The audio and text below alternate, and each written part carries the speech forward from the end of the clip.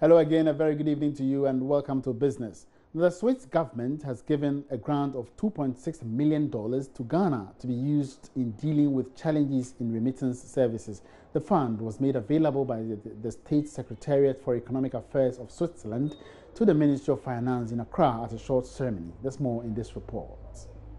Remittance services between other countries and Ghana is said to be expensive, according to the latest World Bank report. In the quest to reduce the associated costs of remittance services, the government of Switzerland has launched a $2.6 million facility. This will provide financial support for companies to develop innovative remittance products and services at a lower cost. Deputy Head of Cooperation at the Embassy of Switzerland in Ghana spoke with Joy Business. We saw in our analysis that remittances are an important factor in the economy of Ghana and see also the challenges, and these are the challenges we are addressing with this fund.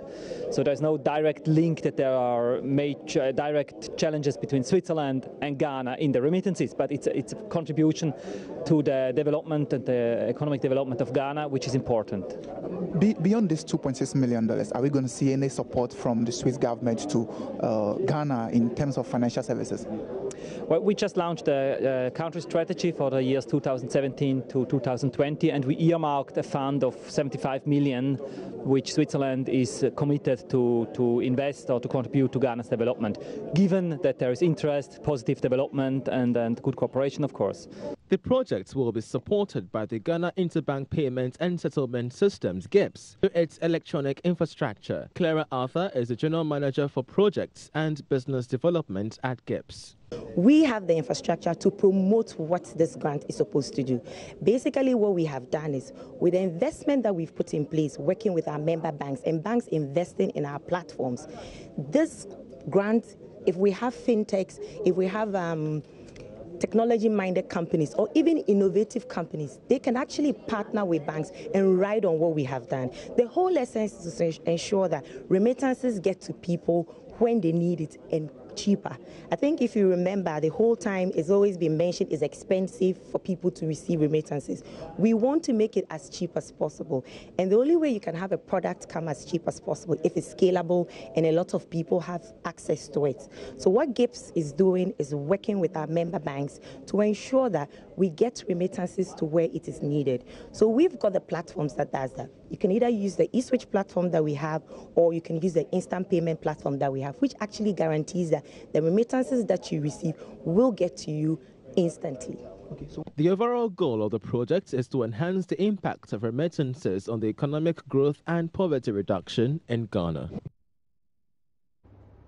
Now, EcoBank is promising to deliver superior returns to investors as it pays out almost 90% as profits to its shareholders.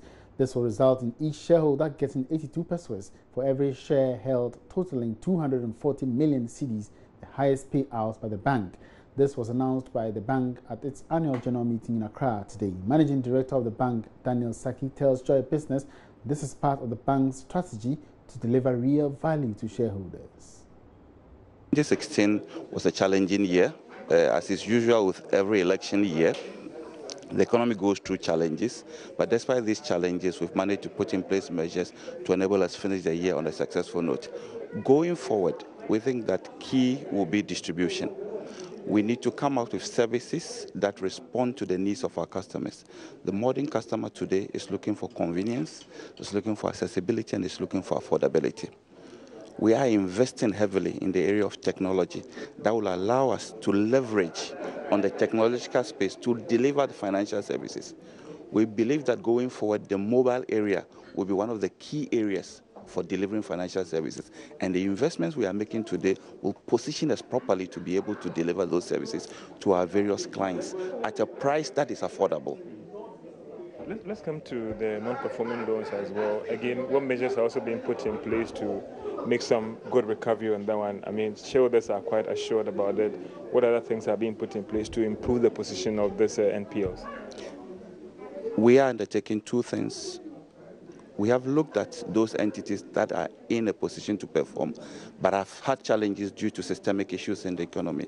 We have engaged in discussions with them and are restructuring some of those undertakings. We believe that by the time we finish with the restructuring process, we'll have a fair idea as to what they are going to do going forward. Now, some traders operating on the pedestrian walkway pavement at the Nkrumah Interchange in Accra continue to stay away a day after AMA authorities cleared them from the area. Charles Aite visited the area during the daytime after the demolition exercise to find out if the traders were indeed complying with the order by city authorities. It's been a day since the decongestion, or you can call it demolition exercise, right here at the Nkrumah Circle Interchange. And one of the places that have been mostly affected is the forecourt of the Pedestrian Shopping Mall. Most traders have been kicked off, but the main question that resounds is whether or not they could fill up the tents right here at the Pedestrian Shopping Mall. As various traders say, they cannot accommodate much more colleagues. A visit to the Nkrumah Interchange after the demolition saw almost all pavements cleared, with affected traders ordered to relocate to other markets to sell their goods. Kwesi is a trader who got affected by the exercise. He tells Joy Business the Accra Metropolitan Authority AMA faltered in clearing traders off the pavement. This structure was put in place 12 years ago, and it wasn't meant for main market. It was temporary something. And now, 12 years down the line, the whole system is demolished now. If you want this structure to accommodate all the traders around here, it's not possible. It's like you are just forcing the people to be there while they can't be there. Look, I wish you enter the structure. There's no proper lighting system. There's no proper drainage system. Even if there's a showering, it becomes flooded. No proper lighting system. Who has money who can invest in that structure? So are you saying that the affected traders could come back here? Automatically. Look, you are a Ghanaian, I'm a Ghanaian. Give yourself the next 2 years. The trader has been hungry for long. He can be in his house for the next 2 years. They will come back. They will definitely come because they are hungry. They have no option. On the other hand, Joyce Abuaje, who sells at the Pedestrian Mall, argues the demolition will rather make the Pedestrian Mall attractive for business.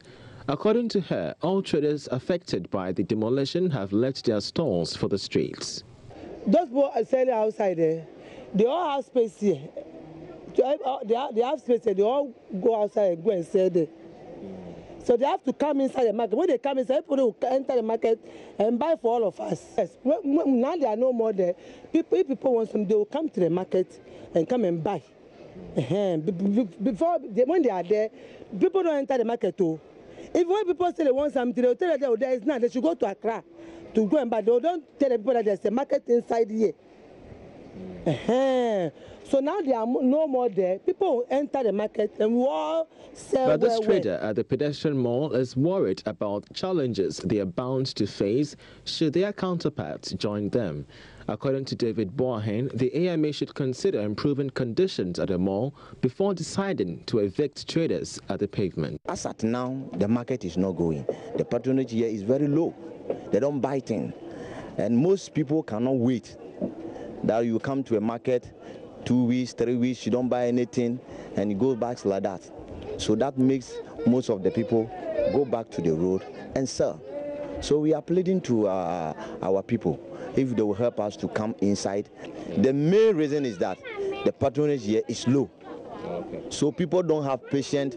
You know, when you come to my shop, let me say about 2 weeks now, I don't sell anything.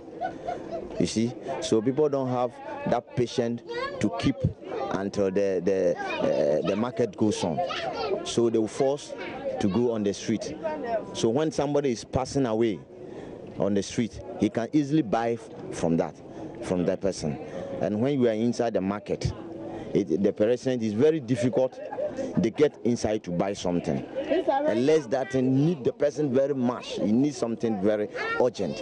At the Circle Interchange. And traders have been justifying the need for the demolition exercise. This stating the fact that most of these shut down shops, as you can see, it's padlocked right here. All these shut down shops here belong to various traders that are selling across the pavements of the Nkrumah Interchange.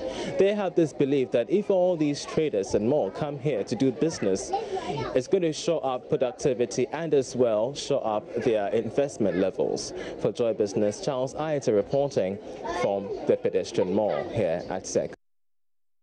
And on that note, we draw the cases on business tonight. Many thanks for watching and do have a great weekend. My name is Emmanuel Abuaji. Good evening.